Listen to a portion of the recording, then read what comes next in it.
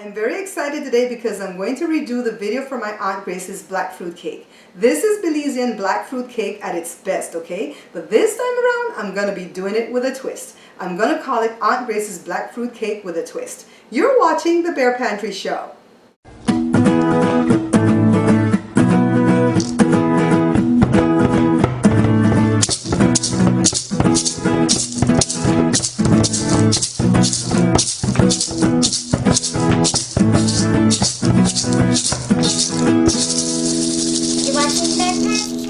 So let's begin by preparing our fruits. I'm going to measure out half of this and pour half a cup of brandy on top of it.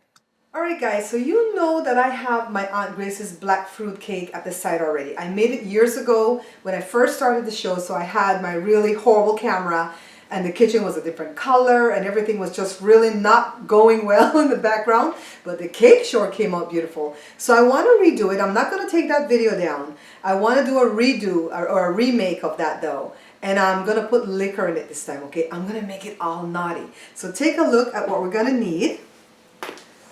I've put the sugar and the butter in this bowl already because we're going to cream that together. So it's 2 1/3 cup of sugar, 1 cup of butter plus 2 tablespoons. And measure it out correctly because you're going to need all that butter. We've got 5 eggs and I've separated them because I'm going to show you what we do along the way. This is a tablespoon of baking powder. I'm going to use pineapple extract because I don't have lemon. And the liquor that I'm going to put in it is brandy, and I found this bottle of brandy that we've had since 2006. And this is what makes our black cake, okay? This is not chocolate. This is actually burnt sugar or browning, but we call it blackening. So in the other video, I may have called it blackening. And then our fruits. And I showed you earlier that we bought this big 2-pound jar here. And I just set it out there and I put some of the brandy on it. And you can do that days in advance before you're going to do the cake. But I did it today. This is 2 1/2 cups of all-purpose flour. We're going to need about 4 ounces of the colored grape juice, not the white ones. And that's about it. Oh, the pans. Let me tell you, I've got 2 of these round pans and I've greased and floured them completely. And now let's get started with the making of our wonderfully festive holiday cake, or my Aunt Grace's Black Fruit Cake. So the first thing I have to do is cream the butter and the sugar. And this doesn't have to go too long, okay? About 8 minutes or so. Now it's time for me to add the egg yolks one at a time as best as I can because it's all kind of melted together. And of course I'm going to use my spatula to scrape down the bowl every step of the way because I want to make sure everything is well incorporated. Now it's time for me to add the baking powder to the flour, mix it up really well, and I'm going to sift because I want this cake to be lighter, okay? Now I'm adding my extract. I'm putting pineapple, but you can add lemon if that's all you have. I'm adding the flour a little bit at a time. I try to do it like in thirds. So I'm using the hand mixer. Now it's time for me to add the grape juice and then now the burnt sugar. And it's already starting to smell like black cake, you guys, because of the burnt sugar. And just mix it in really, really well with my hand mixer. And scrape down, of course, every step of the way. And then add some more of the flour. So this is the second batch of flour that I'm adding in here. And then here comes the burnt sugar again. Now remember, this cake doesn't have any milk, so it's going to be using the burnt sugar and the grape juice as the liquid. That's the last batch of flour, the last batch of burnt sugar, and I put another ounce of grape juice in here to just wash the bottle out to get some more liquid going, and mix it in really, really well with my hand mixer. And of course scrape down again. This cake takes a lot of scraping down, okay? Now it's time to beat the egg whites to a peak because this is my little secret to ensure that the fruits float in the cake. This is why I beat the egg whites to stiff peaks. Alright, so it took a little bit of time, but I whipped it to stiff peaks, see? Yay! This is all the egg whites. I'm going to get the stuff out of that too, but see how stiff it is? So this is how I'm going to make this cake all naughty. Remember that I already put 1/2 cup of the brandy in there, okay? So I'm going to start off with 1/2 cup in the cake. Shh, don't tell my Aunt Grace, because she was a God-fearing woman and would not have taken too lightly to me putting rum in her cake. Although she has a recipe for rum cake. I promise you, she has a recipe for rum cake that I'm going to do one day soon. So let me get this worked in, and from here on in, we're not going to use the mixer, just the spatula. So once I get this rum all worked into the batter, I'm going to show you what we do next to the fruits and that egg white, okay? Alright guys, look at all that alcohol. in there. I'm bad. Let me pour some of that out. Let me pour some of that out. Here. It smells so strong.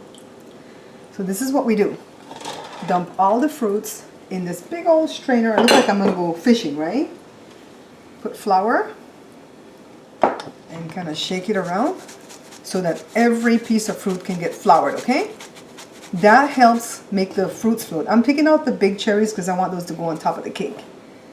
Put some more. So I'm just flouring the fruits. This part's all wet right here. And you can just like reuse this flour that falls to the bottom to keep flouring if you didn't get it all, right? So let me take the time to do that, and then when I come back, we're gonna be folding this into the egg whites. Right, see? All of it got coated. Awesome, awesome.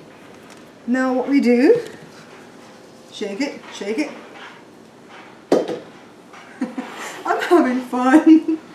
And then just kind of dump it into the egg whites, or you can put the egg whites into this. It doesn't matter which way you go. Fold it. See the stiff peaks? That helps, man. Let's put the rest. I don't want to mess with the whites too much because we don't want them to fall.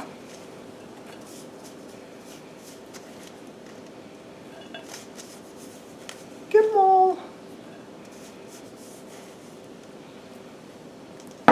Fold again.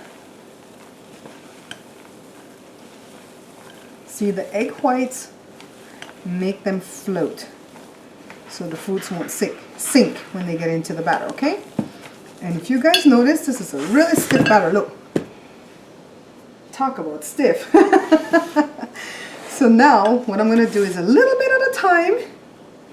I'm going to go on ahead and add the fruits and fold.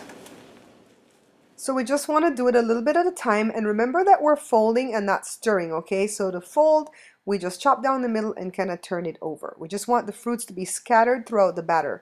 Now it's time to pour it into the pans, and I don't have any formula for this. I just kind of eyeball it and pour the batter back and forth between the two pans until I get them as even as I can go so that I can have two even sized cakes, all right? So I'm using my spatula to just kind of work the batter around. It doesn't work so well to like slam the pan down on these ones because the batter is so thick. And we want it thick so that the fruits can float.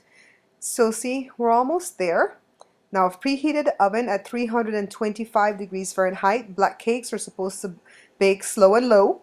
And so here it goes into the oven. Well, here they go, rather. And 1 hour and 15 minutes later to 1 hour and 30 minutes later, depending on your oven. Check it with the skewer first. If it comes out clean, it's done. Now set it on the cooling rack so that it can cool down. And I go with the knife and kind of release it like 5 minutes in. And then when it's completely cooled, I dump it out. I don't want it to go face down because I want my beautiful moist top to show.